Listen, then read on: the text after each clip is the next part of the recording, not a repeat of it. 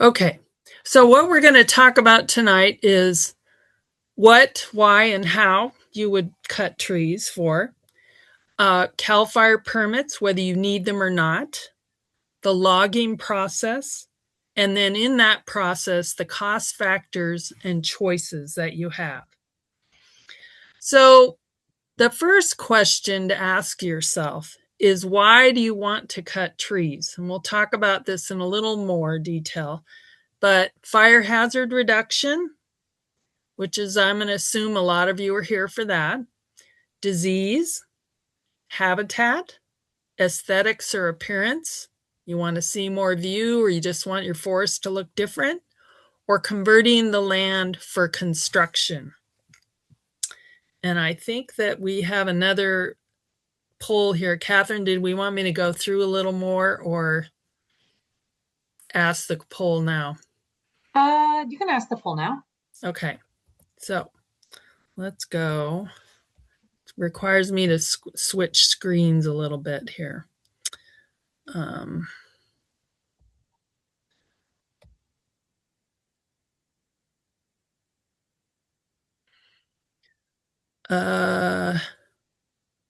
No, I don't think we have one here, Catherine, for that. Okay. Okay, so I will go back to share.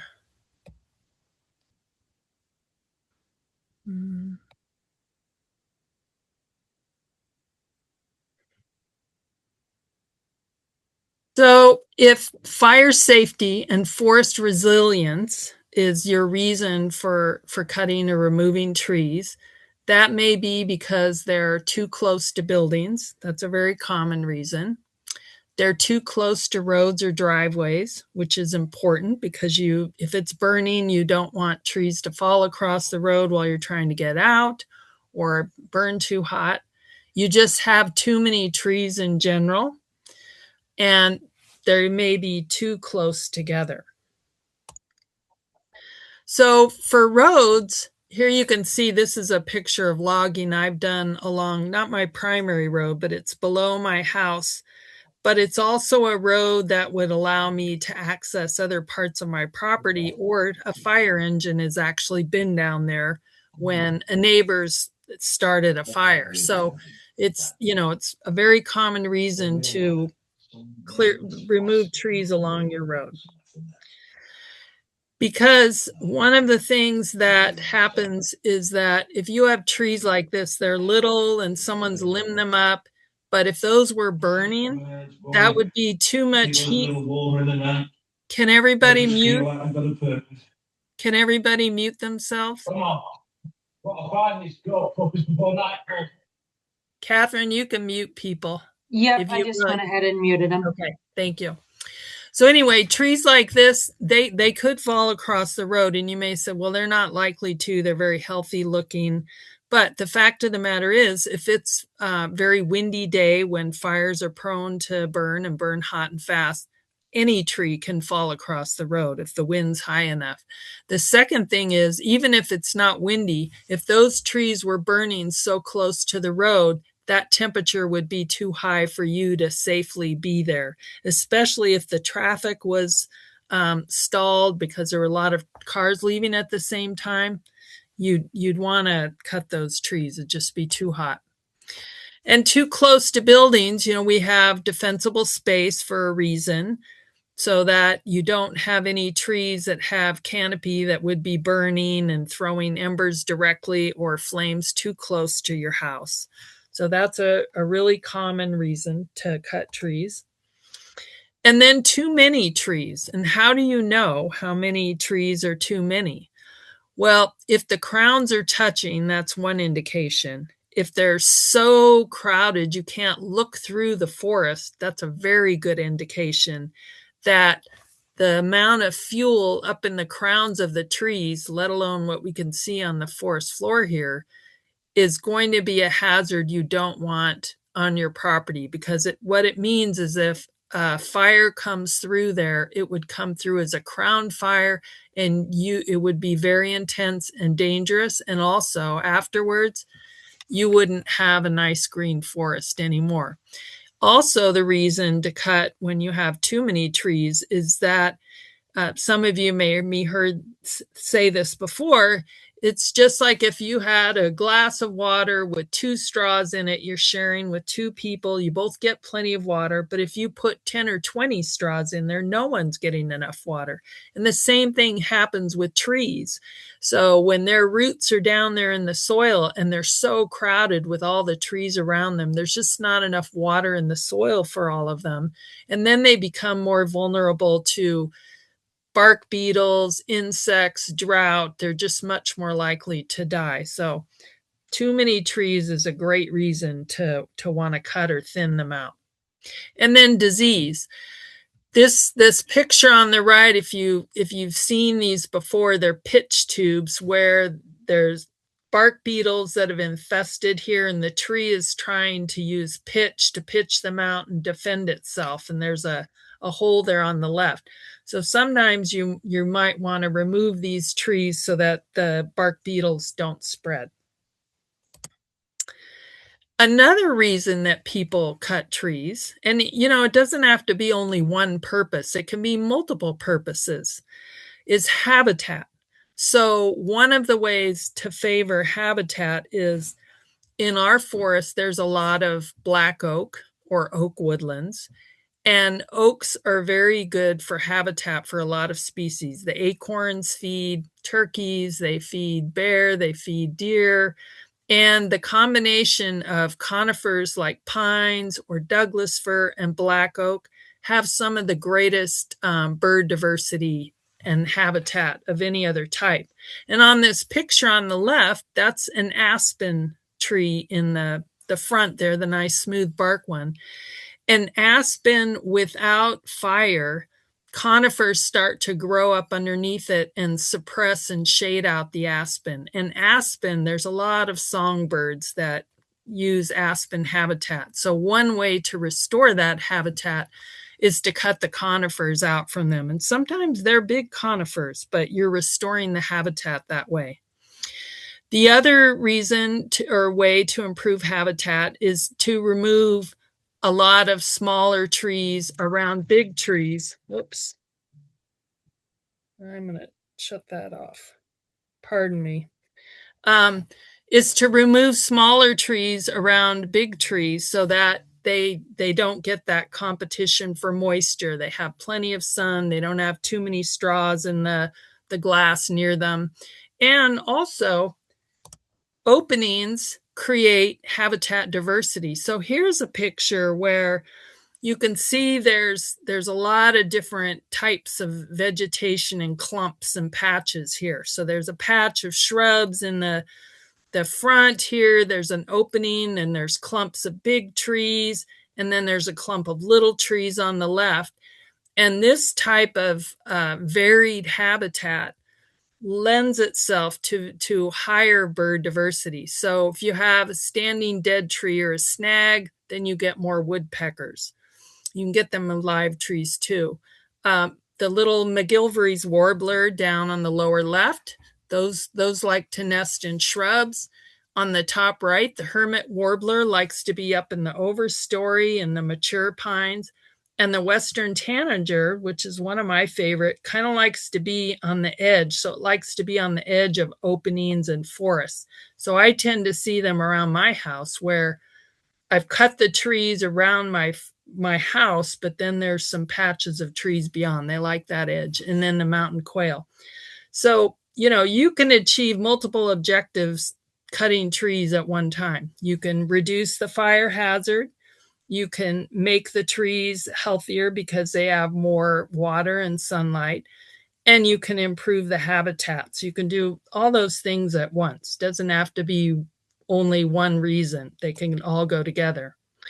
So now I'm going to hand this over to Catherine. Yeah, and Joanne, I figured out the poll, so I'm going to ask a question of everyone if this works. Are you able to see this poll? I'm not. Okay. I thought I was. Well, let me pull it up. Yes. Okay. It's got a response. Yes. Okay, so, you are.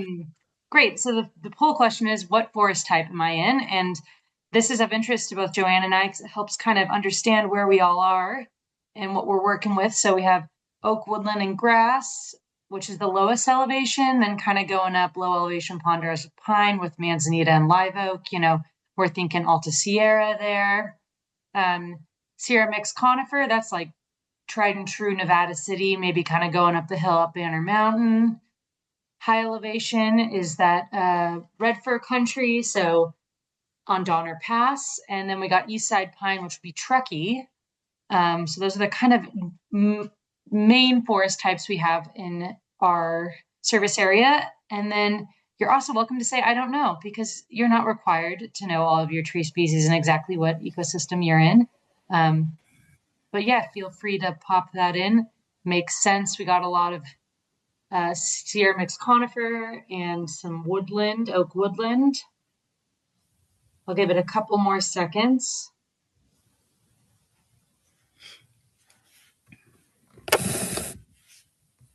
All right, so as you all can see, we're mostly working with Sierra mixed conifer, which is our classic 5-species mix we have in the west side of the Sierra Nevada. And then we have quite a bit of oak, woodland, and grass. So that's awesome. And that's great. All right. Joanne, you want to share the presentation again? Okay. I thought I still was, but I guess I'm not. Oh, I see. When you did that, it popped away. Okay.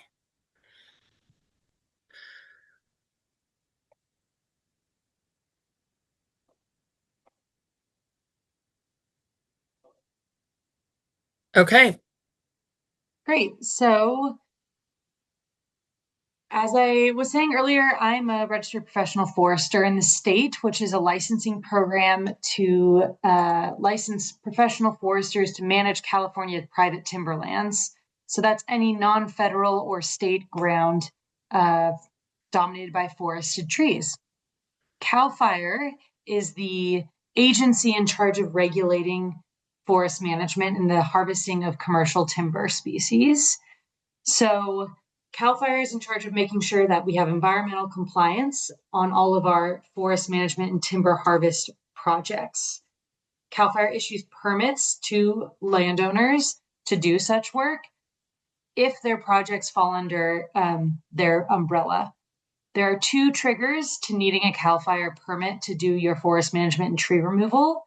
The first is if you sell, barter, or trade forest products. That could be everything from I'm selling wood to a mill to I am trading my trees to a logger to do the work, or offsetting the cost of the work by giving the logger trees. It can be any kind of forest product as well. So that's not only logs and saw logs, but it can also be firewood, biomass chips for cogeneration facilities, Christmas trees, etc. The other thing that triggers a CAL FIRE permit is converting land. So anytime you're removing trees of commercial value and you do not intend for them to grow back, then because you're planning to take that area out of the growing space, that's considered conversion. CAL FIRE doesn't care if you're in town limits or what you're zoned. Truly, if you're going to expand your garage and you need to cut down 3 pine trees in order to make that happen, that technically triggers a CAL FIRE permit. So those are the 2 triggers: sell, bartering, or trade forest products, or converting timberland away from being timberland. You can go to the next one, Joanne. CAL FIRE has made this document, guidance document, to talk about when those harvest permits are required. You can walk yourself through that question to get to whether or not you need a permit. If you're cutting trees for, let's say, fire safety, and you do not intend to commercialize those trees in any way or barter or trade them, then you do not need a permit. It's just if you intend to sell the logs that you would be required to have a permit. The CAL FIRE NEU website has a bunch of resources on, including this pamphlet for that. You can go to the next one, Joanne. So there are many different types of CAL FIRE timber harvest permits. The one you all are probably most familiar with is a timber harvesting plan. It is the large plans that sometimes are hundreds of pages long, and are essentially an environmental impact report. They are the functional equivalent to an environment impact report, and these are all ways to get you CEQA coverage, the California Environmental Quality Act coverage. Timber harvest plans are geared for, folks who are managing their land for commercial purposes, large timber landowners, folks who are doing more intensive management or in a management type that doesn't fall under other less intensive permit types. What most folks do in this private small setting is exemptions. So you can get an exemption from a timber harvesting plan. They have a bunch of different categories and they all have different requirements, but I have listed here some of the different types of exemptions. They have one if you're just harvesting dead, dying, and diseased trees, and that harvesting amount is less than 10% of the volume of trees on that acre. They have an exemption for your defensible space, and that's within 300 feet of your house, removing trees to get defensible space. They have one for forest resilience that's really aimed at all the things Joanne was talking about, removing for not only fire risk, but drought tolerance and disease prevention. They have one for oak woodland restoration, another thing Joanne was talking about. And then they have an exemption for conversion of land if the area you're converting is less than 3 acres, which is most of the time what folks need to get when they plan to, build their house or expand their garage, etc. The last category, which is not usually applicable until something dire happens, is emergency notices.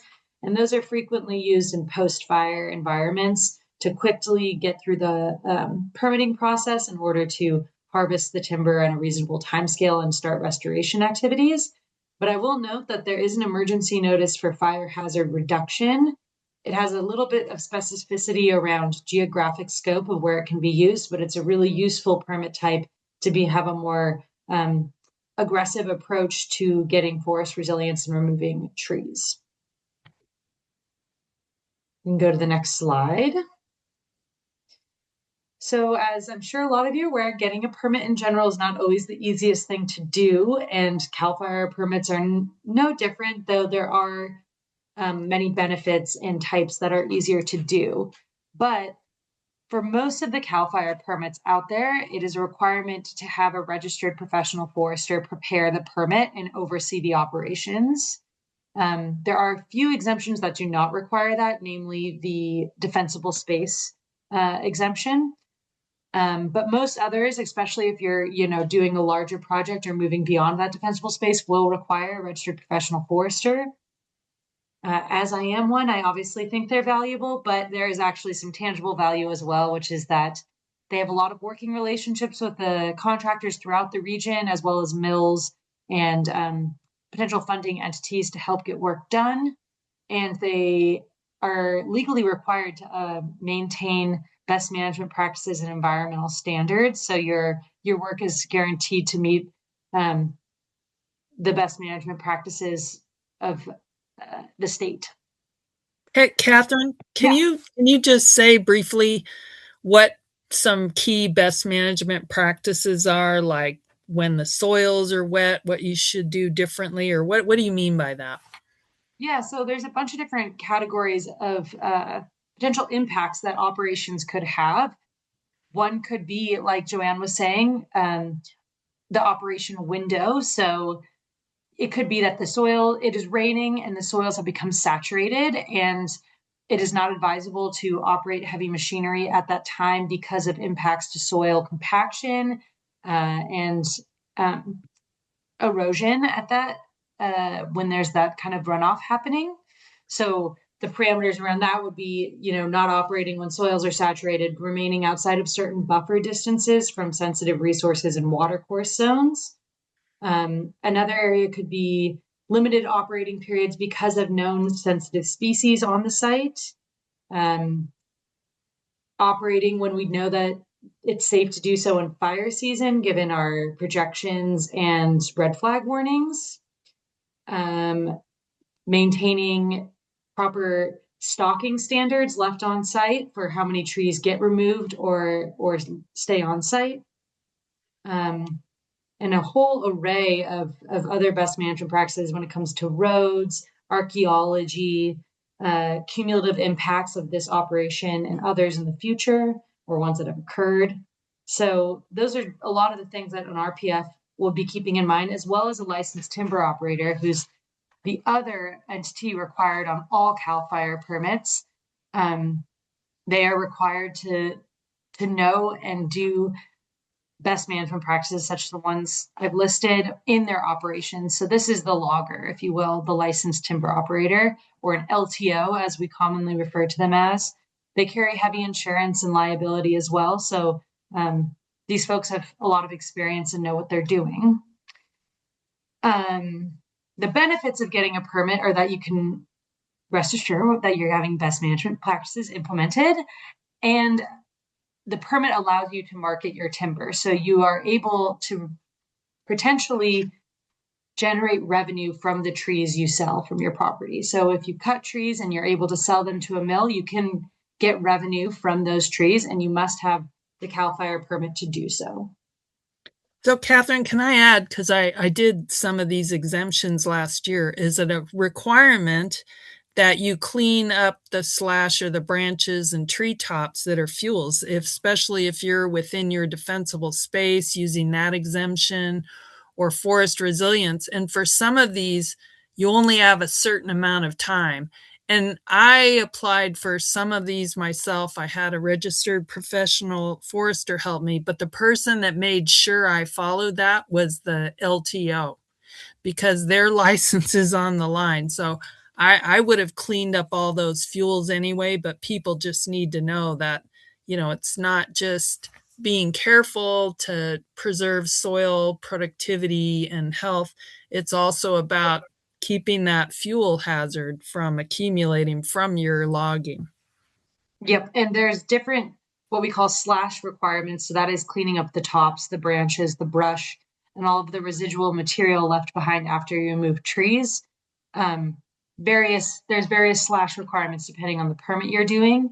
And some of them can be fairly intensive and thus be fairly expensive in order to meet the requirements. In the next slide, we're going to kind of go over all of these cost factors. So, as I'm sure a lot of you know, cutting trees is not a cheap endeavor. Takes a lot of work, and they can be fairly expensive. And then when we're talking about logging on any scale, there's a bunch of factors that will play into how expensive it ends up being. The goal in the ideal world with the thriving log market would be that if you were to cut trees down and able to sell them to a mill, that it would make you revenue, and at minimum break even from having to do the operations. We're going to kind of go over some of these factors that play into how it all shakes out money wise. The first and foremost cost factor is the market conditions. So sawmills right now are not looking for much additional capacity from private landowners to sell their timber to them, which makes it an uncompetitive time to cut trees and market them to a mill. There's a lot of factors that go into play with that. Timber trends follow the economy. So when the economy isn't booming and the new house construction isn't booming, then mills generally aren't, booming with high offers for saw logs. In addition, we have these mega fires that have been happening, and folks are a lot willing to sell their timber for cheap when it's dead, and that drives down the cost for green timber. So meaning unburned timber. The value of it goes down because they can get it for cheaper off the burned lands. And then on top of that, the mill closest to us is owned by an industrial timberland owner that feeds the mill with most of its own fee land saw logs. So there's just not a very competitive market right now for saw logs in this region, and the prices that the mill are paying for saw logs are quite poor. The biggest factor that goes into the value of any particular tree is the species that it is. So pine, which we have a lot of, is worth the least amount of any of the species in our 5-species mix of the Sierra Mixed Conifer Forest. And it's also the one we have the most of. Isn't that funny how that works out? But pine is not paying its way out of the woods right now in the mill. However, Douglas fir still holds a lot of value. It's, one of the structurally best species we have, and one of the most desired for construction. So the price of Doug fir is still high. It's not as high as it's ever been, but it will, pay its way out of the woods. And we'll go through in a later slide a bunch of scenarios. But if you have a, 40 acres stocked with Douglas fir, there's a pretty good chance you could make money in your logging project or your tree removal project. Um, the next would be the scale of the project, so the size of your property. Generally, projects become cheaper the larger they are because the mobilization costs and getting acquainted with the project goes down when the size of a project increases. So if we're talking about a 2-acre tree removal project, that's going to be expensive. But if we, scale it up to 50 acres, it'll be cheaper on the per acre basis. And I would say, generally projects that are under 5 to 10 acres generally aren't considered true logging jobs, where we're going to come in with the traditional logging outfit with the feller buncher and the skidder and the log processor and the log trucks and all of that. So the smaller the job, the more likely it is to be expensive on the per acre unit. Yep. Another Yep. cost.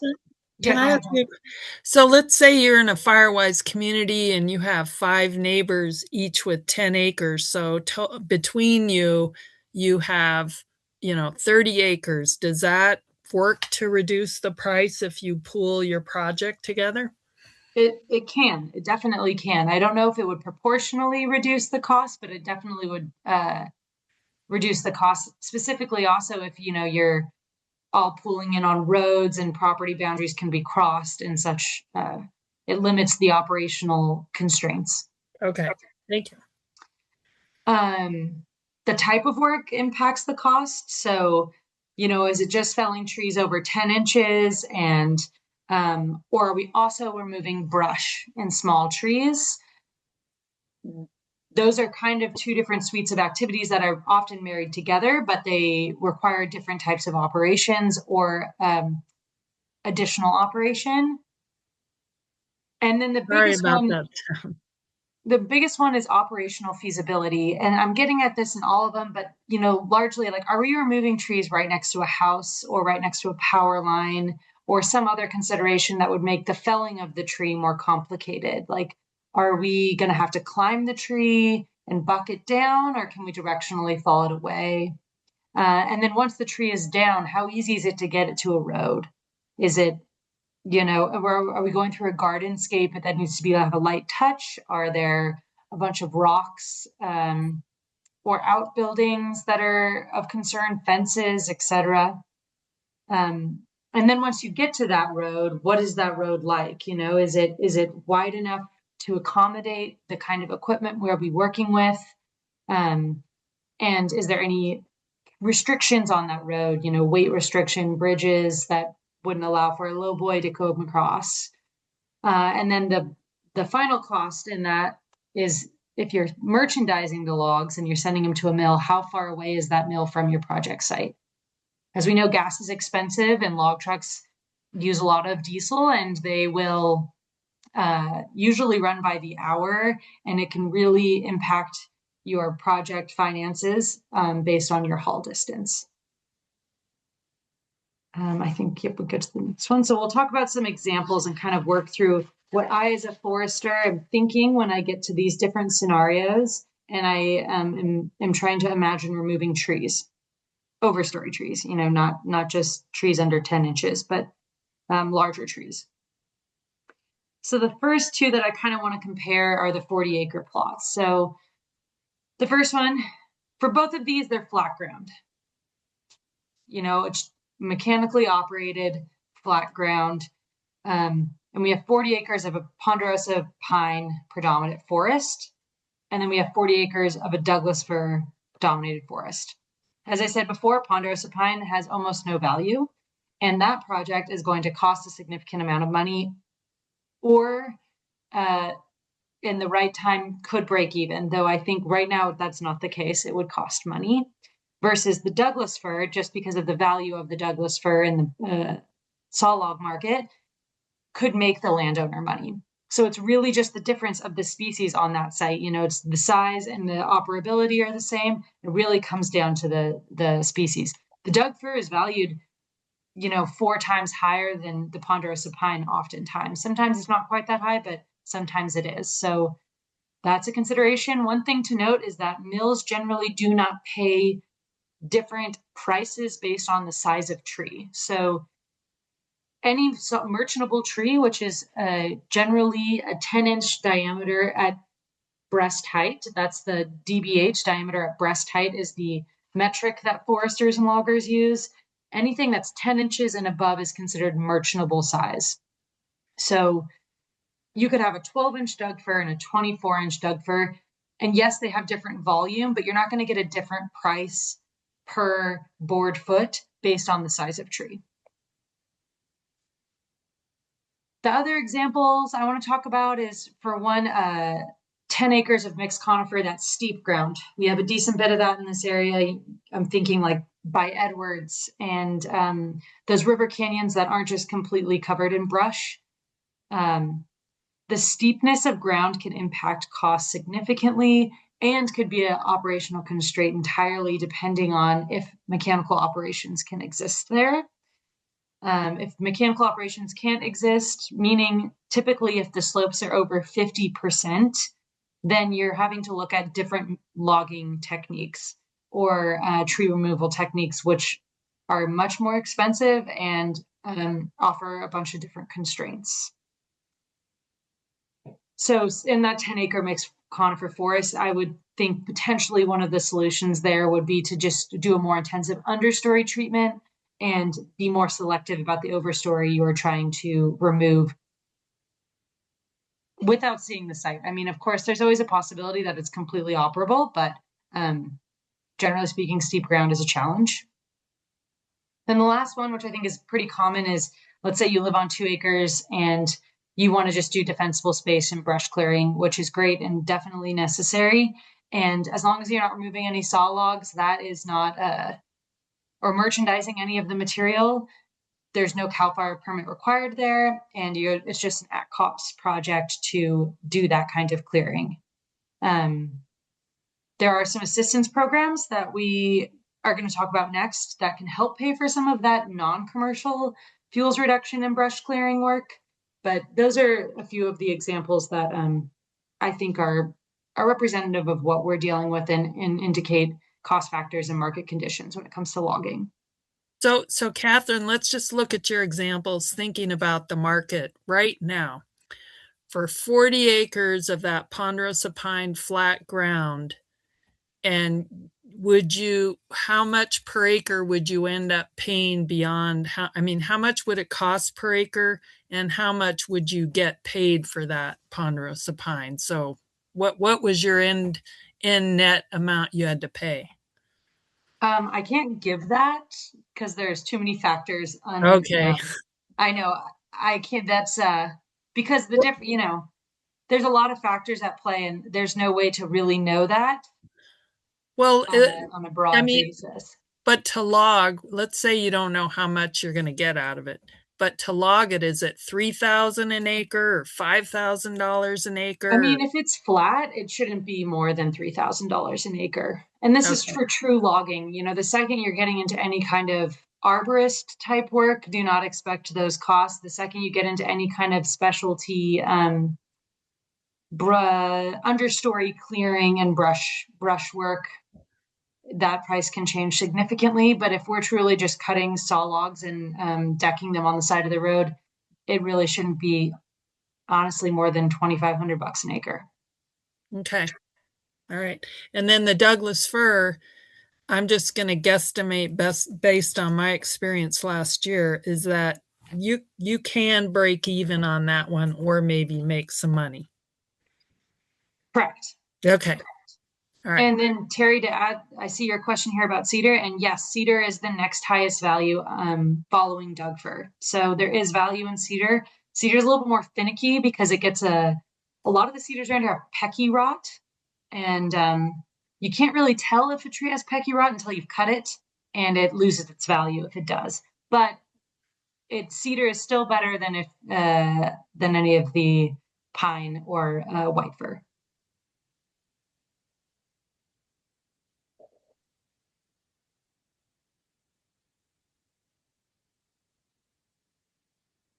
Are you ready for the next slide? Yeah, Okay. and Joanne, we can kind of tag team this one. Okay. So for small landowner assistance programs, one of the best places to start is with the Nevada County Resource Conservation District because they will provide free advisory visits where they will send out a registered professional forester, or if you're interested in prescribed burning for that, and they will come and they won't give you a detailed assessment, but they might give you a general, ballpark of where to head. Like for what you want to do, you need to talk to a registered professional forester. Or for what you need to do, it's just going to be an arborist because it's just a few small trees around your house. CFIP, do you want to talk more Yeah, about that one, Catherine? You know more about that than I do. yeah, I can kind of grab the next couple. So CFIP is a CAL FIRE, California Forest Improvement Program. So it's a reimbursement grant program to promote private forest landowners managing their forests. The big thing about CFIP is that it will not help cover any commercial activities. So that's cutting saw logs or biomass for sale. But they will cover other stand improvement activities.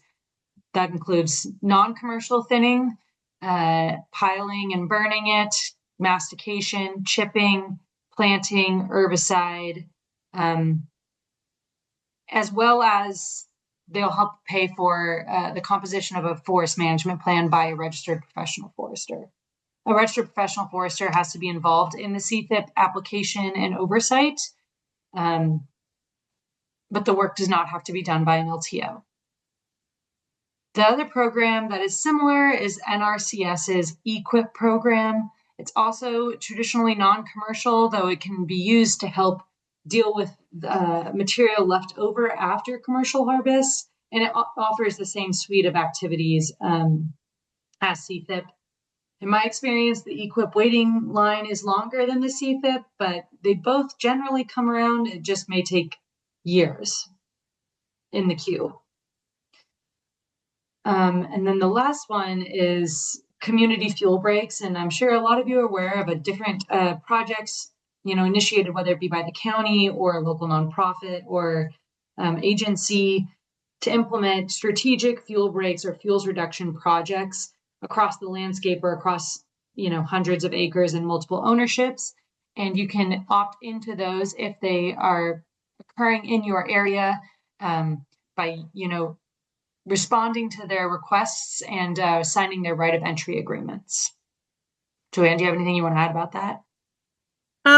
No, but I guess one thing I would say is for a lot of these projects in fuel breaks, I'll give an example of the one on the South Yuba Rim on the San Juan Ridge, is the Yuba Watershed Institute is managing that for Nevada County OES. And they actually go and they talk to each landowner so about what they are okay with happening and so they make a choice together. So there's not one set of activities that has to happen. There's some flexibility in there. So if you're ever in that situation, I would definitely take advantage of it. And the other reason why is if you're the one neighbor in a fuel break and your property is dense, it's kind of like the hole in the dam, the floodwaters, the fire is going to flow right through your property. So you're lucky if you're in one, if you ask me. Yeah, I agree. I agree. Do we have another poll now? Yeah, I'm going to try to launch it and see if you guys can see it, which I think they can. And it's the next steps. Can someone type in the chat if they're able to see this?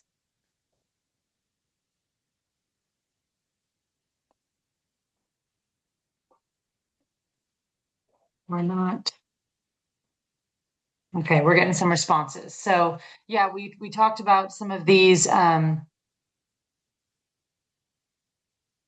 these options here, which is you need to go out and survey your trees and property and figure out after hearing this what you want to do. Another option would be to get an RCD advisor out there. You may know you want to log and you want to remove a significant amount of trees, and you're going to call an RPF to start that process. Or you want to remove a couple trees near your home, and you'll likely call an arborist. I'll leave it open for a couple more seconds.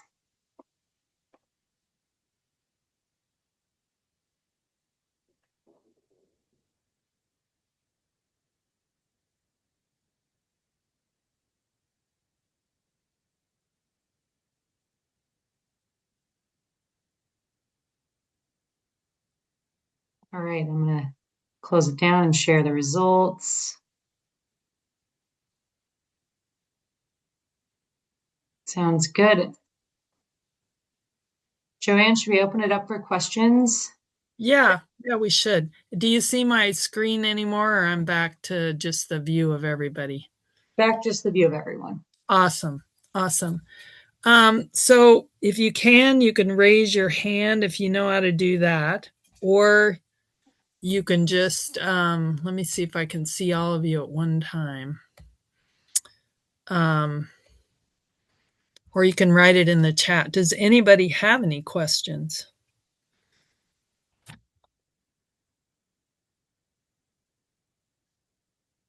John John, says, go ahead. John said he had an RCD advisory visit recently and it was excellent. So there's a great endorsement for that option. I will just make a comment is that it took a lot of years for my husband to agree for us to do some logging on our property. But when we did, and we were able to cut most of the trees ourselves, and we had a friend that had a little skidder, and we had a self-loading logging truck that came to haul it. So it was pretty small, but I feel a lot better now that it's happened, and I want to do a lot more because it wasn't as difficult to get the permits as I thought.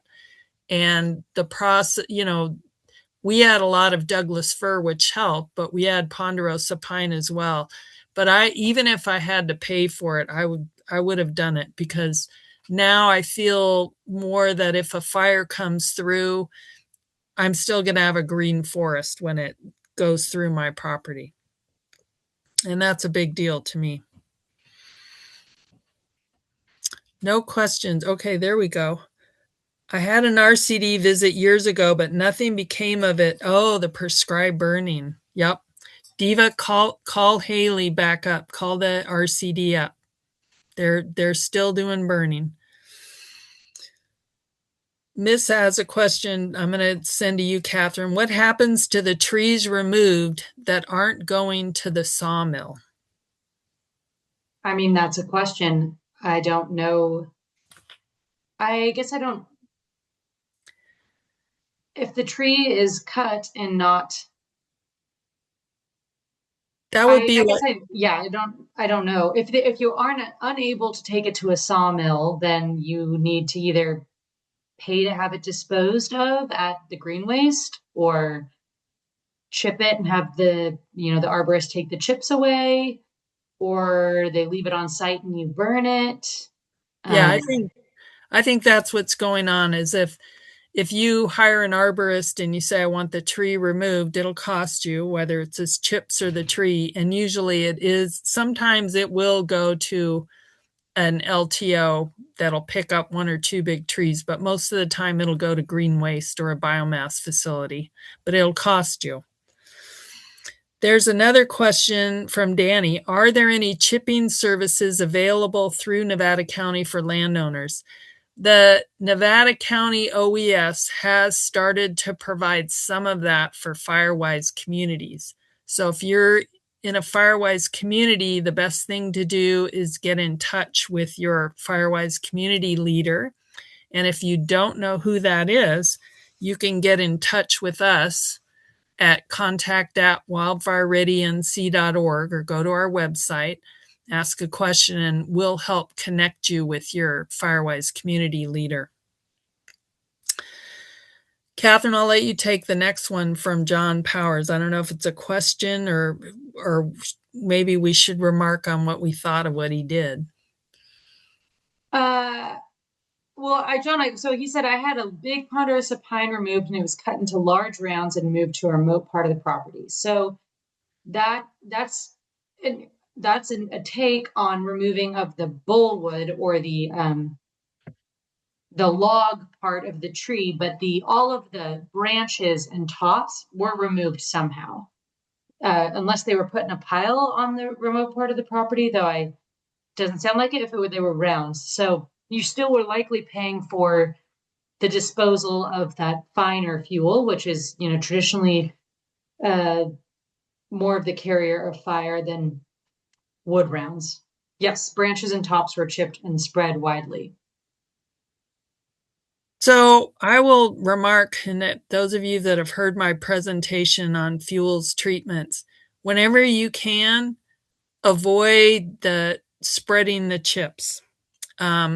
It just is going to spread that fuel around, and embers land in that and ignite more readily. And because we have dry summers and dry falls, they just don't decompose very fast unless you are adding a lot of water and other amendments to it. But I mean, that's good you did something with it. Okay, well, I guess we've answered all the questions.